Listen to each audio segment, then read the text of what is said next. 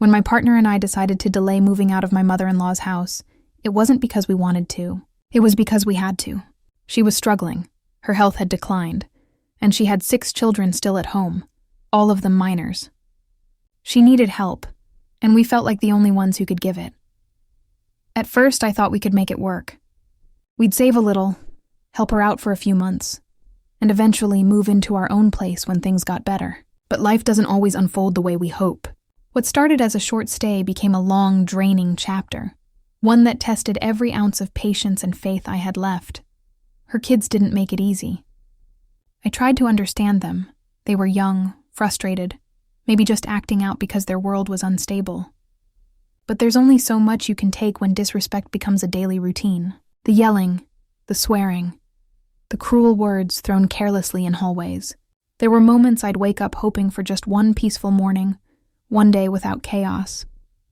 I tried to tell myself that kindness would fix it, that if I kept showing patience, maybe they'd soften. But instead, the hostility only grew. They mocked us, threatened us, went out of their way to make sure we felt unwelcome. I'd find messes left intentionally near our room, and once I remember just sitting there, holding back tears, wondering how we'd become trapped in a place we were supposed to be helping. We weren't just emotionally drained. We were financially drowning. Every week, nearly everything we earned went toward helping her. $600 a week. That's what we gave to make sure there was food, electricity, and some small comfort in the house. And even then, we had to buy our own groceries. There was never enough left to save. We stayed because it felt like the right thing to do, to help family, to be compassionate. But the cost was higher than we could ever have imagined. When she eventually lost the house, everything we'd worked for went with it. She ended up in a shelter with her children, and we were left standing in the ruins of our good intentions. No savings, no stability, and 2 little kids of our own depending on us. We had to start over, again. For a few weeks, we stayed at my partner's grandmother's house, a small place, quiet but filled with memories and rules. It wasn't ideal, but it gave us a chance to breathe. We saved enough for a deposit and finally found a small apartment that felt like a fresh start. It wasn't perfect. The walls were thin, the light flickered in the kitchen, but it was ours. For the first time in months, I could close the door and feel a little bit of peace. The kids laughed again. My partner and I talked about decorating, about maybe painting one of the rooms. We didn't have much, but it finally felt like we could begin to build something of our own. And then, life twisted again. My partner's job was everything, our anchor. They worked hard, stayed late, and always showed up. But one morning they came home early, pale and silent. Something had happened. A coworker, someone who had always seemed jealous of their position, had accused my partner of something unthinkable. Said they'd threatened him. It wasn't true. Not even close. We didn't even own anything that could have made such a threat possible. But rumors spread fast, and before we could make sense of it, human resources had made their decision. No proof. No chance to defend, just gone. I remember sitting on the couch, holding my partner's hand while they tried not to cry. We'd been through so much already, and now the one thing keeping us afloat had vanished because of someone else's lie. It didn't seem fair. We appealed, we explained, but the system didn't care. Companies rarely do. The truth didn't matter. Convenience did. It felt like being pushed off a cliff after climbing for months, just to get halfway up. From that moment, every day became a fight to survive. We applied to dozens of jobs, sometimes 20, 30 in one sitting. My partner started doing delivery work, driving for hours, sometimes 12-hour days just to earn enough for groceries and a partial rent payment. But it was never enough. I watched them come home exhausted, drenched in sweat, with a look of quiet defeat. We'd sit at the table after the kids went to bed, staring at the bills. Rent, electricity, food, gas. The math never worked. The numbers didn't care how hard we tried. Then came the guilt. My daughter's birthday was coming up. She's the kind of child who lights up a room, so full of joy and curiosity that you forget the world outside is falling apart. She never asked for much, but as her birthday approached, I realized we couldn't get her a single present. Rent was due 2 days later, and we didn't even have enough for that. I tried to tell myself she wouldn't mind. She was still little. but the guilt ate away at me. I felt like I was failing her, failing both my children. They didn't deserve this chaos. They deserved stability, laughter, a childhood that didn't include overhearing their parents whispering about bills after bedtime. What made it worse was that even in our tiny apartment, peace was a luxury. My partner's brother, who had been staying with us temporarily, didn't contribute much. He spent his nights gaming, leaving the air conditioning running all night while he slept on our couch. When the electric bill came, $230, my heart sank. We couldn't afford it. Not when every cent was already spoken for, but we couldn't ask him to leave either. Family is complicated like that. When you say no, it somehow becomes your fault. I didn't want to be the bad guy. I didn't want the family to turn on us, so we stayed quiet. We paid what we could. We hoped things would get better. But deep down, I could feel the pressure building, like living under a sky that's always on the verge of a storm. There were nights I couldn't sleep. I'd lie awake listening to the hum of the fridge and the soft breathing of my children in the next room. I'd think about all the choices we'd made, every act of kindness that had cost us something we couldn't afford to lose. Helping my mother-in-law felt right at the time. She was struggling, and I couldn't imagine walking away. But looking back, I wondered if staying had only set us back further. Maybe if we'd left earlier, we'd have savings now. Maybe we wouldn't be one late rent payment away from losing our home. But then I'd think of her, a woman trying to hold together a crumbling life, surrounded by children who didn't understand the weight of her pain. I couldn't have left her completely alone, even now knowing what it cost us. I don't know if I'd have had the heart to walk away. That's the hardest part about trying to do the right thing. Sometimes it hurts more than doing nothing at all. There's a moment, when the noise quiets, that the fear really sets in. Not the loud, dramatic kind of fear, but the quiet, constant one. The kind that creeps into your chest while you wash dishes or fold laundry, whispering that you're running out of time. That was my fear, every day. Every morning I woke before the kids, made coffee from the cheapest tin I could find, and sat at the kitchen table staring at job listings. Sometimes I'd send out 10 applications before breakfast, 20 by lunchtime. Most never got a reply. When they did, it was a polite rejection, or worse, silence that stretched for weeks. My partner would leave early with a bag of snacks and their phone, ready for another day of deliveries. Some nights, they'd come home long after the kids were asleep, eyes heavy, voice low. I'd ask how it went, and they'd just nod. We were both too tired to say much. We stopped dreaming out loud.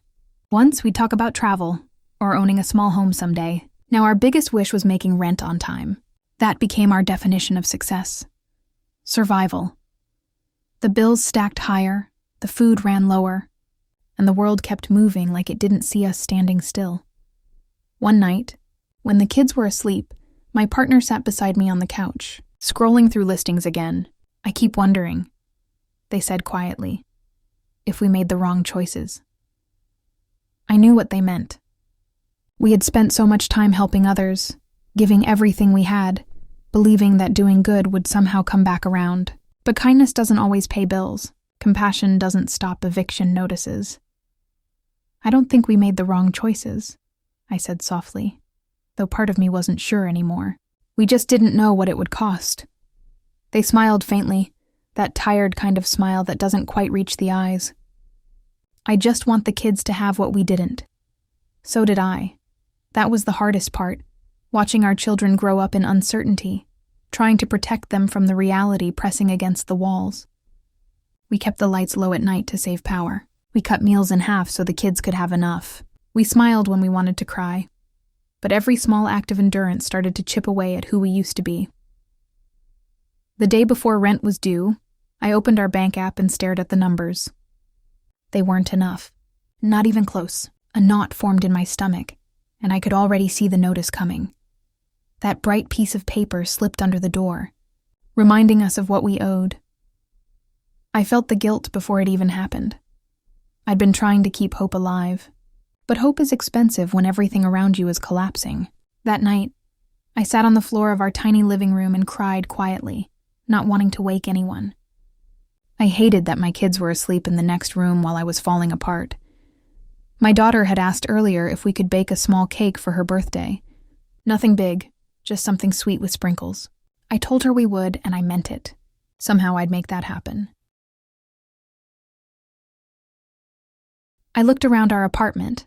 Mismatched furniture, a stack of unfolded laundry, toys scattered near the couch, and realized it was the first place that had ever felt like home. But even that was slipping away. Still, I wasn't ready to give up. The next morning, I called every utility company we owed. I explained our situation again and again, hoping for a little grace. Sometimes people listened, sometimes they didn't. "I'm sorry. There's nothing we can do," became a phrase I could recite by heart. My partner was out doing deliveries when I got the call about an interview. Just a small position. Part-time, not much money, but something. I felt a flicker of light in the dark. Maybe this was it.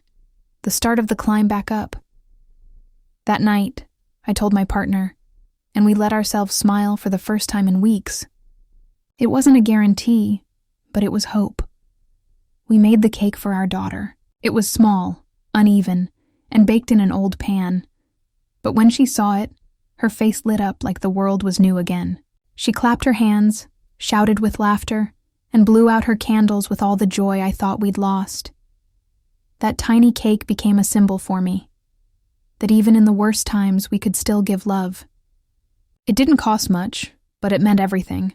Still, reality doesn't pause for long. The following week, the late fee came in. $75, money we didn't have. I remember staring at the notice, my hands shaking. It felt cruel, like being punished for being poor. We weren't lazy. We weren't reckless. We were just trapped, doing everything right and still falling behind. I started writing again in those nights when sleep wouldn't come. I poured my exhaustion into words, trying to make sense of the world that seemed determined to break us. Sometimes it helped. Other times it just reminded me how stuck we were. The worst part wasn't even the bills or the uncertainty. It was watching my partner lose faith in themselves. They'd always been strong, the kind of person who could find light in anything. But after the job loss, something in them dimmed. The betrayal from that coworker, the lie that cost them everything, had cut deeper than either of us wanted to admit. We talked about it once, late at night after the kids were asleep. "Do you think he even realizes what he did to us?" my partner asked quietly. I didn't know how to answer. I wanted to believe that people don't ruin lives on purpose, but sometimes they do, out of jealousy or greed or simple carelessness. And the world doesn't always hold them accountable. All I could say was, maybe he doesn't, maybe he never will. But we can't let that be the end of our story. They nodded, but I could tell it still haunted them. Days blurred together. The apartment grew colder as we tried to save on heating. The hum of the refrigerator became a lullaby for our tired thoughts. We counted change in jars, collected coupons, and found ways to stretch a meal into 2. And yet, in those small struggles, something started to change in me. I began to see strength where I'd only seen failure before. Every day we made it through was proof that we were surviving, even when everything said we shouldn't be. I learned that resilience doesn't always look brave.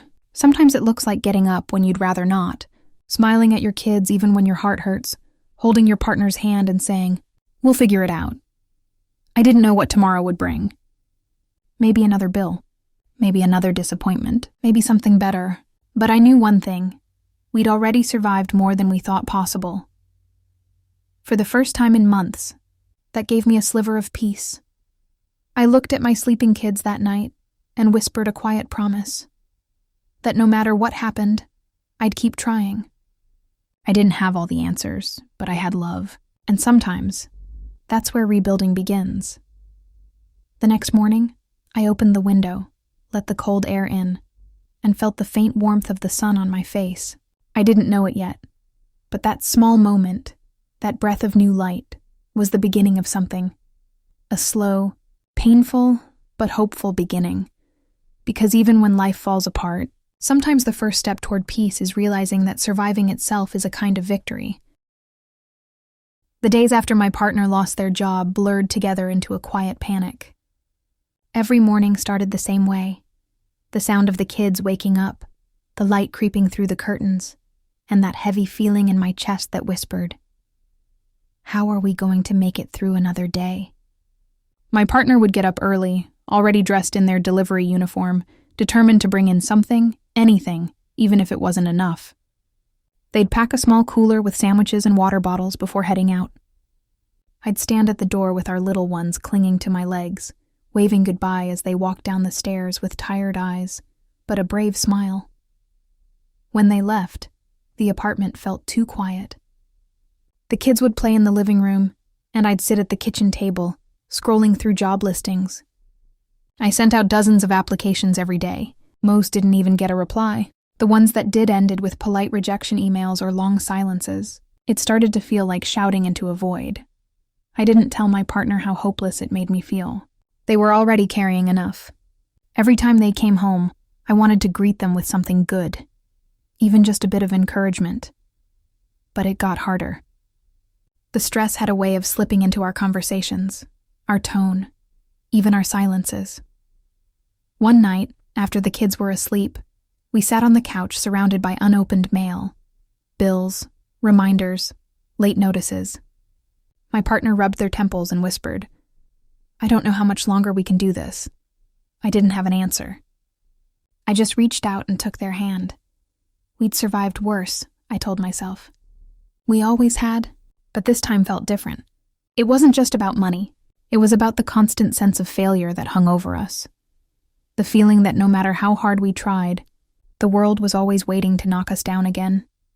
I'd look at my daughter, laughing as she played with her little brother, and wonder what kind of childhood she'd remember. Would she remember the laughter or the tension that filled the air between her parents? Would she remember birthdays without gifts but filled with hugs and whispered apologies? Her birthday came on a Wednesday. We couldn't afford anything fancy. I baked a small cake using whatever we had left in the pantry. No decorations, no presents, just us, sitting around the table singing softly. She smiled so brightly, clapping her little hands like it was the best day in the world. And for a brief moment I believed it was. But that night, after everyone went to sleep, I sat in the dark and cried quietly. I wanted so much more for her.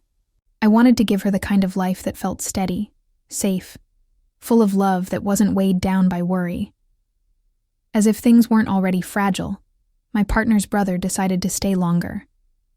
He'd promised it was temporary, but weeks turned into months. He didn't contribute to rent or bills, and every time I brought it up, my partner just sighed and said, "He's family. He'll figure it out." Except he didn't. He stayed up all night playing video games, leaving lights on, the AC running at full blast, and sometimes even eating food we'd carefully portioned out for the week. When the next electricity bill came in, I felt my chest tighten. $230. I wanted to scream. I wanted to tell him to leave. But instead I bit my tongue. I was too tired to fight another battle. We started skipping small things to make ends meet. No more takeout, no more coffee runs, no little comforts. Every dollar was counted and tracked. We lived in survival mode. Every day was about how to get through to the next. But the world doesn't pause for you to catch your breath. Rent came due again, and we were short, just by a little, but enough for the landlord to add a late fee. $75. That number haunted me. It wasn't a lot to some people, but to us it was groceries, gas, diapers. When I called the office to explain, hoping for some compassion, the woman on the phone just repeated, "Late fees are policy." Her voice was calm, rehearsed, like she'd said it 1,000 times before. That night, I stared at the ceiling, wondering why everything had to be so hard. Why kindness seemed like such a rare currency. The pressure began to affect our relationship. We loved each other, deeply. But stress has a way of twisting even love into something fragile. We argued more, not because we didn't care, but because we cared too much. Because we were scared, because we didn't know how to fix it. Still, we tried to keep things normal for the kids. We'd take them to the park, even when gas money was tight. We'd laugh together, make pancakes on Sundays, watch cartoons. Those small moments felt like lifelines, tiny reminders that joy still existed, even if it was buried under worry. Then one afternoon, something shifted. My partner came home earlier than usual, holding a flyer. A local community center was hiring part-time help. Not much, but something. We filled out the application together that night, both of us cautiously hopeful. The next week felt endless, waiting for a call that didn't come. Then finally one morning the phone rang. They got the job. It wasn't glamorous. The pay was low, but it was steady, and for the first time in months, we could breathe a little easier. That first paycheck wasn't much, but it felt like gold. We paid the overdue bill and even bought a small gift for the kids, a pack of crayons and a coloring book. Watching them draw and laugh on the living room floor was the kind of peace I'd been craving for months. It made me realize something. That sometimes, surviving is enough. You don't have to be thriving or perfect. Sometimes, just making it through the week is its own kind of victory. Still, the fear never truly went away. We were one unexpected bill away from falling behind again. Every car noise made me worry about repairs. Every email notification made my heart race in case it was another notice. But even in the fear, I started to find strength. I began writing down our story, the things we'd gone through, the lessons we'd learned. It became a way to process everything, to remind myself that even though life had been cruel, it hadn't broken us completely. I didn't know what the future held. Maybe we'd lose the apartment, maybe we wouldn't. But I did know that I wasn't giving up. Not for me, not for my partner, and definitely not for our kids. Some nights I'd still sit awake, thinking about everything we'd lost, the time, the money, the peace. But then I'd hear my daughter whispering to her brother in the next room, their little voices giggling in the dark, and I'd remember why we kept fighting. Even when everything else felt uncertain, love was the one thing that stayed. It was quiet, tired, sometimes messy, but it was there. And that somehow was enough to keep going. The job at the community center brought a small rhythm back into our days. My partner would leave early, sometimes before the kids woke up, and I'd pack their lunch with whatever we had. It wasn't much, but it felt good to have a routine again, to have a reason to get out of bed that wasn't fear or survival. For a while, things almost felt normal. The kids were doing well, growing fast. We'd saved just enough to replace our broken coffee maker, and I remember crying a little the first morning I heard it hum again. It wasn't about the coffee. It was about having a small piece of comfort back, something ordinary, something simple. But life has a way of testing you just when you start to exhale. A few weeks into the new job, my partner's hours were cut. The organization was struggling to stay open, and they could no longer guarantee steady shifts. We still had the income from deliveries, but it wasn't enough to cover everything. It felt like standing on sand. Every time we thought we found our footing, the ground shifted again. I started looking for small jobs too. Babysitting, cleaning, anything. But with 2 kids and no one to watch them, it wasn't easy. I filled out applications after they went to sleep, hoping something would come through. I started dreaming of stability like it was a faraway country I might never visit. The bills stacked up again. Rent was late by a few days, and that familiar fear crept back into my chest. The landlord left a note taped to our door, written in big red letters. My heart sank the moment I saw it.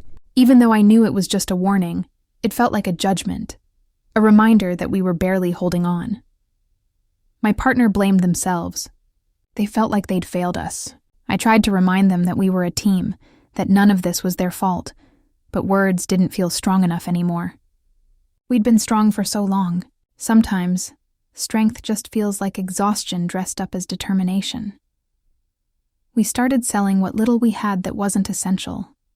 An old TV, a few pieces of furniture we could live without. It wasn't much, but it helped us stay afloat for another month. Every dollar counted. Every little bit of hope mattered. And yet, even in the middle of all that, there were moments of light. The kids would make up games, using cardboard boxes as castles and crayons as magic wands. Their laughter would fill the apartment, echoing against the bare walls, and for a second, I'd forget about everything else.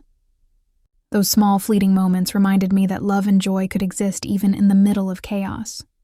Then, one afternoon, my partner came home looking different, tired, but with a spark of something I hadn't seen in a while. They'd met someone at work who mentioned a friend needing help with bookkeeping for a small business.